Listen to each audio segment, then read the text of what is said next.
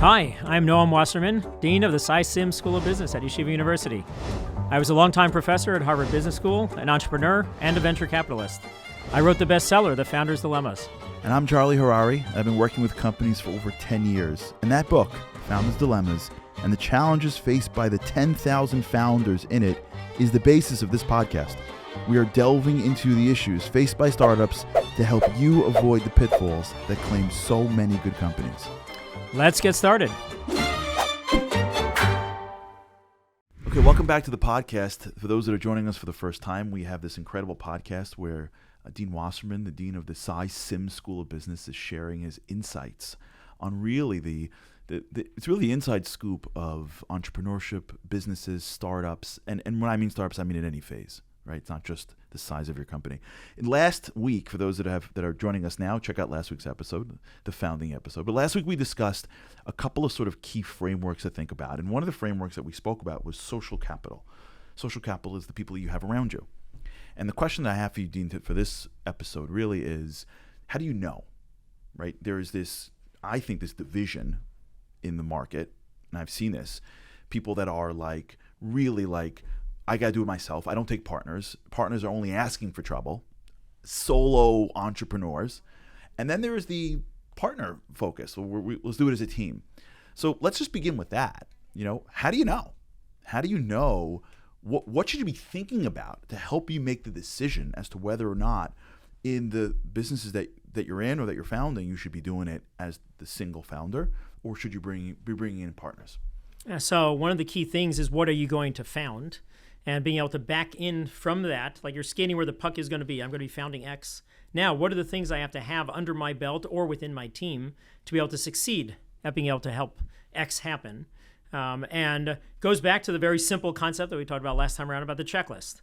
That's going to be carrying through a whole bunch of things of helping us structure the thinking that we have. Mm-hmm. What are all the things for me to succeed at being able to develop, whether it's a tech business, a low-tech business, or a family business, or anything like that? What are all the capabilities that we should have on board to be able to do that well? Mm-hmm. And there's going to be some founders, especially those who wait until later in life, that they do some of the proactive planning around it, accumulate a bunch of experiences, that really legitimately could say, I can check off just about every box here, or I can find a substitute that is short of a full-time person who's going to come and join me to do this, being able to have a way to check off that box, whether it's have advisors that can help fill in some of my holes, whether it's partners that I'm going to be able to have outside of the company that we can collaborate on with, things like that. But short of that, it is almost the rule that a business is going to be more complex than a typical founder is going to be able to do themselves, and then you're going to have to think a lot more about involving other people rather than going solo. My data that I have, 20,000 founders, these are typically on U.S. companies. Can you slow down for a second? Just for those who missed that, that's 20,000. Just in case you that got through. 20,000 founders is a lot of founders for you to be able to draw that from. So I just wanted to make sure that it just hit me slowly. So I'm sure it's going to hit our listeners. So there's 2 decades worth of my collecting data on them. Wow. And it's also where we're trying to go, as we talked about last time, being able to follow your heart but check it with your head. Right. How can you separate out where heart is not good to follow versus good to follow? That's where the head, the data, the rational thinking that we can inject in is going to be able to shine the light on the anecdotes that are wrong, on the rules of thumb that should be rethought, and other things like that. And one of the key places that that's true is about who to attract as a co-founder and whether you should go and do it on your own. But back to in terms of the data, what that suggests is that it is very much not the path taken within the startups that I was studying. Those tend to be the more high potential startups, the higher growth ones within technology and within life sciences, that there only 16% of the ventures were solo founded. 84% of them had a team that came together to be able to check off a lot more of the things on the checkboxes than they would have been able to do otherwise. Okay, so let's pause. So, see, this is really where I think the selective memory, the bias, this is where it all, because nobody thinks that anyone but the one guy on the cover of Forbes, Inc., whatever, is the founder, right? But what you're saying is that most tech companies and most life science companies, even if there is the face of the company that we all see, behind there are the co-founders. I don't mean hirees, right? We're not talking about employees, we're talking about founders. So most people are tackling complex things, like you said, in teams initially. Yeah, I don't know if that's a common way of seeing the world. Yeah, no, a lot of it, some of it might be the American culture of celebrating the lone individual, gun, yeah. the individual, the cowboy who's able Yeah. to go out and conquer the terrain all by himself or herself. For every Steve Jobs, there was a Steve Wozniak who co-founded with him and filled his holes. For every Bill Gates, there was a Paul Allen who was doing likewise for him. Which we forget over time, even though we still know they're there. We forget how critical they are. Yeah. And the ways in which we have to appreciate that, A, they were outliers to begin with, and B, we don't know the full story about what they had, that there was a co-founder there, that there were all sorts of things that they had to face, that we think that they were able to go and avoid having to do it. Yes, they had all sorts of very risky things they did. Just because 100 chickens crossed the road and one of them succeeded at it, we declare that that one chicken was the brilliant one who was able to do all of these other things. We have to appreciate that there's lessons we should learn from all of them. And a key part of them is also how to co-found well, how to be able to decide, should I be solo? And if not, who should I be able to go and get out there? And being able to build your network into the people who are different from you, the homophily that we talked about last time, the birds of a feather flocking together, the natural inclination that we have to go and find the people that are just like us. I have to push my students. When I was teaching at Harvard Business School, I would have 2 business co-founders come together to start a tech company. I had to talk to them about the perils of being a 2 times 0. 2 business students and 0 techies who are trying to go and found a tech company. Or when I was teaching, I did a visiting stint at Stanford Engineering. I had to talk to the techies there about don't be a 0 times 2. 2 techies and not bringing in any business person there. Far better to be a 1 times 1. Far better to be able to find someone different from you, but the natural human inclination to just flock to those who are like us. And then you're going to toss your idea at your good friend. Your good friend is going to give you some validation on it, and you're going to be the likely, let's co-found together. Is not go and find someone who's different from you. He's going to be able to throw darts at you, be able to give you a different perspective on it, and be your complement of being able to check off the boxes that aren't checked off yet for you. Okay, so here's where it gets. Let's. I'm feeling the tension build, and so here's sort of the circle that's presenting itself in my mind. Homophily, the concept of I like being with people that are like me, gives me a feeling of being around someone that I like. If I'm starting a business, I'm planning on being in it for a very long time. So I'm going to want to be around people that I like. But what you're saying here is that, wait, the people that you like may be the wrong people to found with. But if I'm founding a business, I'm going to be in the business for so long. So I am inclined to be with people that I like. So how do I break out of that? How do I know when I'm just hanging out with my friends, or 2 people really do make more? Our mind does meld together and we're a little smarter together, versus I'm really getting into a business when I'm really looking for a friendship, and really it's the worst thing. And I've seen I've seen a couple of the cycles, right? I haven't seen 20,000 companies, but I've seen a whole bunch, and I've seen friends that don't talk to each other anymore, right? Because of this problem that you're mentioning. I've also seen friends that they really are duplicative of each other, but they make it work. So I guess the question is, how do you know? How do you know when to say, I'm going to be living this. I want to do it with people that I like, and we'll figure out how to hire the people that we don't have. So 2 business guys at Harvard will say, let's do it together, and the emotional relationship will create a momentum, and then we'll go hire 5 techies, versus saying, wait, you're my friend. Let's hang out every single weekend, but this is my business, and I got to now go out into a world that I don't even know how to even converse with, and find someone that I may not even know how to live with, and now spend the majority of my life with them. So how do you put it all together?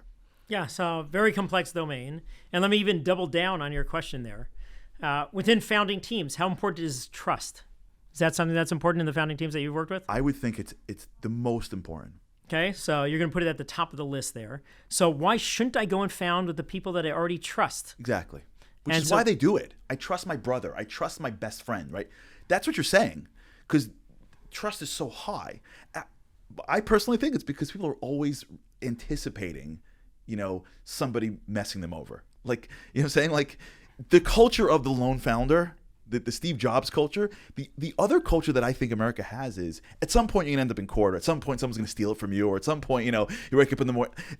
I find that, so like, people are always thinking like, I can do it myself, and I'm gonna end up getting screwed anyway. So like, let me just save the aggravation. Yeah, so let me give you a little bit of an insight that I got, a light bulb that I had, more from the personal life, but one of the themes we'll get into a little bit later on is the professional and the personal, how we should be learning key things across those domains.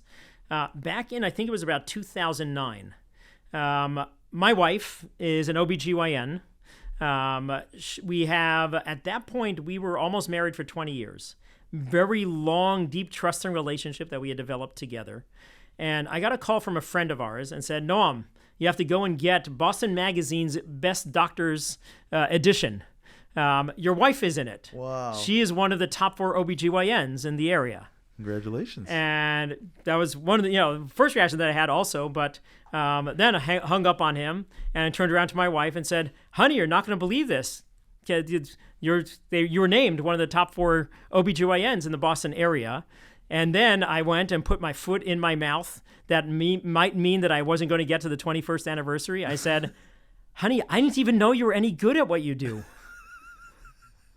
Uh-oh. This is where we have the very different domains of life, even though we were very trusting on the personal side, that I had no idea. I have 6 daughters. Would I want to send any of them to her for their medical care? I had no idea. Was she any good in this other sphere of life? And yet we very boldly go and assume... That's very powerful what you're saying. We assume that in the trust in the personal is going to carry over to the professional and that it's synonymous. Okay, can I pause it? Yeah, because please. It's going to zoom over my head. And you have to slow that down. And everyone has to just listen to that again. That's a major blind spot that you just identified. The trust that I have in you personally, I mistakenly carry over to your professionalism. And vice versa. Exactly. And these tremendous. are two... That's so big. People do this all the time. But we're best friends. But I know my whole life. But our wives are best friends, right? I know the guy when I was a kid growing up. But how do you separate that? It's like almost an impossible thing. You don't know how they work. You don't really know how they work. You don't really know their skills. You just sort of think you know until you're in the fight with them. Yeah, but it's also where you're going to make a bold assumption that we have trust of one type, and that means that we have trust of the other type. Excellent. Wow, that's so big. That you may have just saved a couple of families from splitting in that if they would just listen to this, because it happens all the time. Yeah, but we're not going to get to families yet, because families is a whole nother issue, right? Because it's what you're born into, but that's a different story. But there's a lot of businesses that I've seen where that's exactly the mistake, and that I have never even thought to distinguish it until you just said it. Because they trust the person, they know the person, right? They don't trust them because they share the same religious beliefs. They trust them because they know them, but they've never really worked with them on this thing.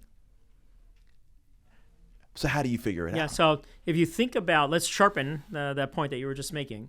If you think about when you say that you trust your coworker versus you trust your best friend, are you saying the same thing? So when you say that you trust your best friend, you're not. What are you saying? It was what you were saying before. He's going to have my back. Right. He's not looking out for my best. Exactly. That's what it is. When you say that you're trusting your coworker, what does it say? What does that mean? You should be saying, you should be saying he can do the job well. Competence. Skills. Is competence and has my back the same thing? It's not. It's going to be very different. And yet you're assuming that I bring my friend on, he's going to have the competence to be able to scale, to be able to do a bunch of the things that we need in this critical hole within the startup. And that's where you're going to have even a more crushing surprise. Big time. When you have that assumption that's going to be torpedoed. That's exactly right. And this happens, I see this, wow. And I'm really blown away by this because it's a subtle point, but it's massive because I see this a lot. They trust this is my best, we work together in, right? That's what happens. We were in law firm together and we work together in law. But I don't trust him because I know his competencies. Because to go back to last podcast, I don't even know my own real competencies, right? I'm an entrepreneur, right? We just figure it out, right? Break things fast. I don't know whatever line that Facebook has that everybody uses. Like, fail fast and fail fast. Like, we just fail. And so I don't really know even who I am, let alone know what I need. So as opposed to doing all of that, what I would call soft work, I'm going to stick in the hard stuff, which are the things that I've been sort of rewarded for. And now, like you're saying, the person that I'm working with, I don't really know if they can do the thing that I can't do. Like, think about how many levels of things I don't know, right? I have to now know what the other person is. I have to also have to know what I am and I am not. And then I also have to know what has to get done. That's a lot of brain work to build something. Yeah, so let me get to the data to be able to shine even more of a light on this. When we did some analyses of what types of founding teams are more stable than others, separated it out into 3 different categories of things. There was the founding with friends, like those you know socially, those that are close to in the social realm. Then you have the people that you had as the coworkers, like other people that you know specifically in the professional domain. So separating out personal domain, professional domain, and then the people that you don't know in any form. So they're like acquaintances or even strangers that have been brought together within it. What would you think is the most stable of those 3 types of teams? The middle.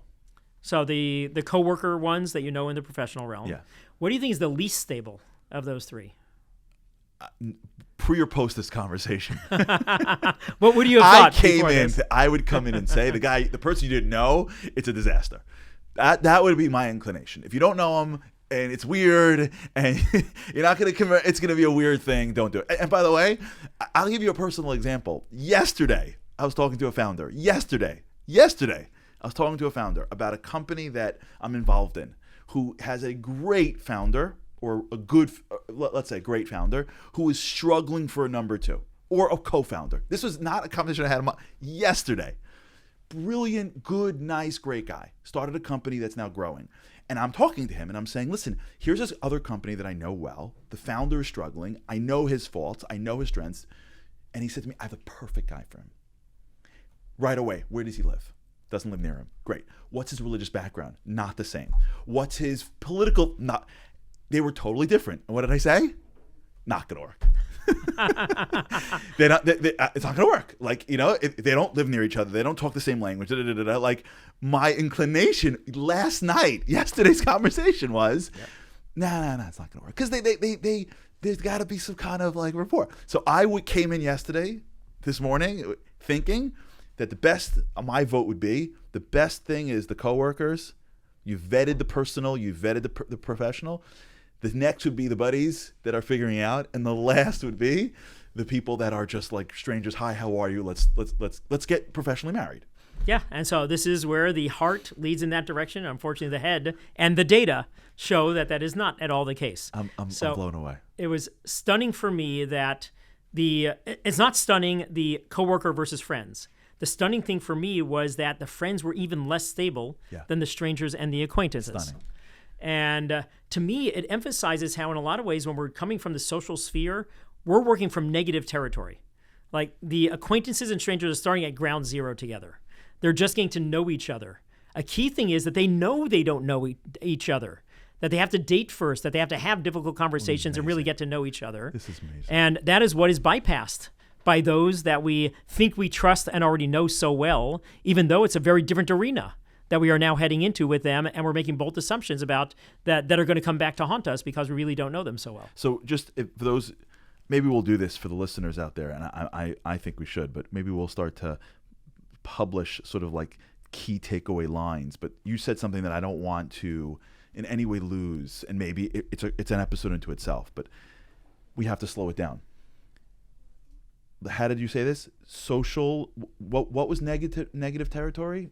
So negative territory is those you know socially. Social knowledge is negative territory. Yeah, that's where you have baggage from the social that you're going to have to undo before you can even get to ground zero that the strangers and acquaintances are at. No one that I've ever met, maybe, McKinsey knows this. Like, no one that I've ever spoken to would ever have thought that be the case. I mean, again, I don't know, you know more than I do. I'm just a regular dude. Like, nobody thinks that social knowledge is negative territory, right? It's actually your buddy is the worst guy unless you can prove otherwise, right? He is the guy you know, or the woman you know, whatever, is actually guilty until proven innocent in this case, right? Interesting. That's a total shift in how the Weltanschauung of entrepreneurship is. You always do things with your friends. You always sit around the table and go, hey, we should really do something together. You go to, and I was at this. I went to an event recently, someone's wedding, and I'm at a table with a guy who I love, and I'm like, we should do something in business together, like, because I want to spend more time with you. So I'm busy, but I guess if we're making money, or we could do some nonprofit. Like we're always in the game of trying to find more time with people that we like, and so we stick business or volunteerism into this. But what you're saying and the data, and this is why this is so critical, which is the data is actually counterintuitive. It's negative, and this explains a whole bunch of family businesses, right? Which is some of the healthiest families that I've seen that are in business are families that don't need everyone to go into their business.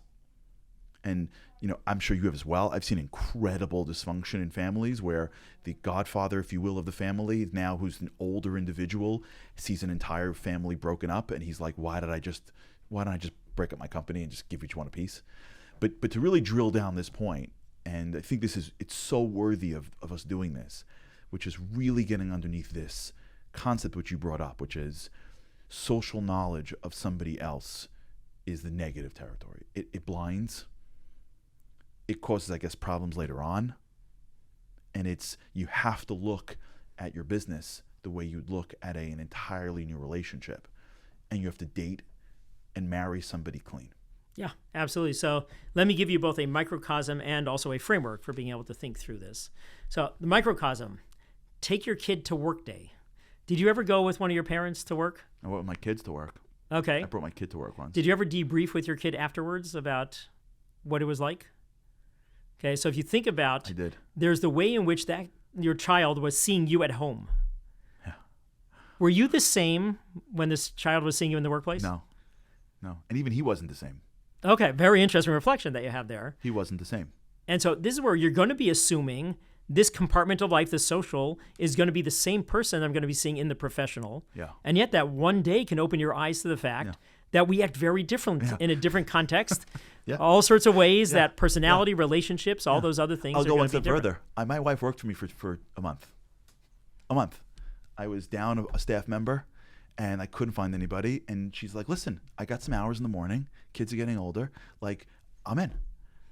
It lasted a month. And then she said to me, she goes, I don't think this is a good idea. Let's stay husband and wife. And you hire, she's like, I can't work for you. And I'm like, why not? And she got it right away, that the relationship that you have, and I'm not a bad guy. I'm not like a mean boss, but what the expectations that I have for the people that work with me are very different than the expectations that I have for the one who married me. And she, in her, unique knowledge, women have this special knowledge. She knew right away, this is not a good idea. Now, it works in other couples. I'm not saying it doesn't work in other people, but, I get what you're saying. Yeah. We talk about couplepreneurs as being an extreme of those, socially and things like that. It is very much what we like to call playing with fire. Yeah. When you get into anything with family, with the people that you know really well, the friends and things like that. Just to go and put one exclamation point on what you were talking about there from the data perspective, and then we can get into the playing with fire framework. In the data, when we're analyzing the team stability, there's a honeymoon period initially where the teams are pretty much similar in terms of how stable they are. But then after the honeymoon wears off, the month for you and your wife, the other ones that other teams have different amounts of honeymoon period, that's where you see a major divergence in terms of how long, how stable that team is going to be. And so it maps very well to what you were talking about with your wife. It probably also, when you think about it, it probably also creates even more complications down the road, right? Because as you start to see founders that, I wonder, and maybe you'll tell me from the data, if there's usually a more powerful or more competent founder of the two. I would think that in every couple, in every professional couple, there's one who's more closely aligned with the business.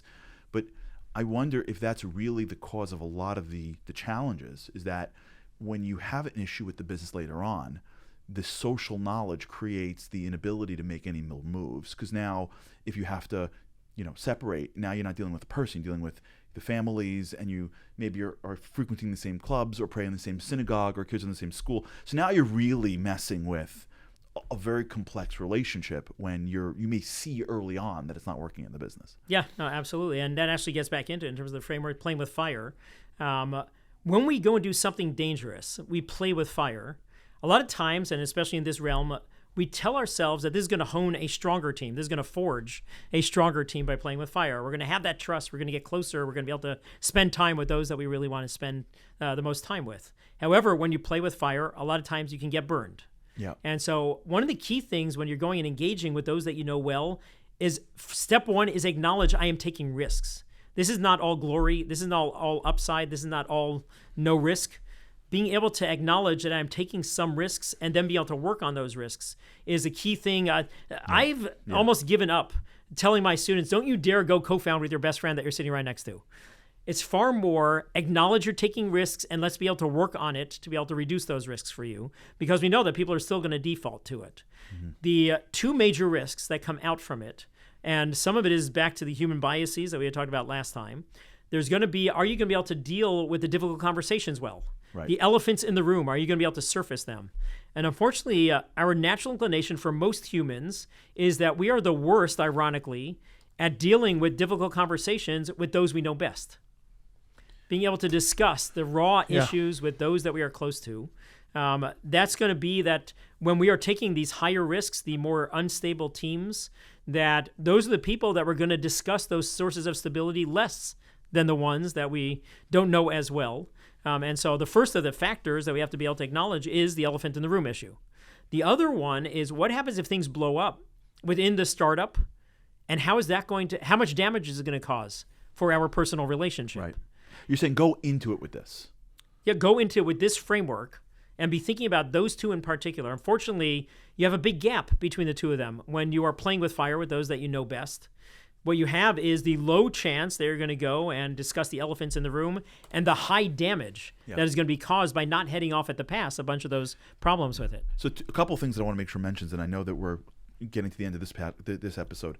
For those that are listening that are couple entrepreneurs and or family businesses, don't worry about it. We have a lot more to discuss, so stick with us, and we will most definitely jump into what happens when you are together and how to make that work. But just what I want to make sure you're getting, what we're getting from you now, and I have a question. Maybe we can end off on this question, which is go in with your eyes wide open, already start planning what if. So this way, if that happens, God forbid, if the thing does blow up, right, or if you have to have you already have it. You're going to have it planned out, right? It's not like I had no idea. I wonder if this is really the role of a chairman or a coach or a professor. Like, I wonder if you're listening to this and saying, hey, I want to start this with a friend of mine. I don't care if you're 21 or 81, right? I wonder if a practical solution is go get a chairman, go get a professor, go get a friend, go get a mentor, go get somebody that is going to be the arbiter and that can help you guys really put together, or you women, whatever it is, they put together this map of what happens if. Do you recommend that for friend founders? Yeah, so now you're getting into the prescriptive part of what we've been talking about. Right. Until now, it's been descriptive in terms of the risks you're taking. Next episode, we will get into the actionable things that you can do to be able to reduce those risks. Okay, so for those of you who are listening, we'll be here again. In the next episode, we're going to discuss some of the prescription here, really, of how to do it right, to make sure that if you found with someone that it's going to be done as strongly as possible. I also want to talk, if it's okay, in the next episode about, how do you overcome that internal resistance to a stranger, right? Like, a stranger you don't know.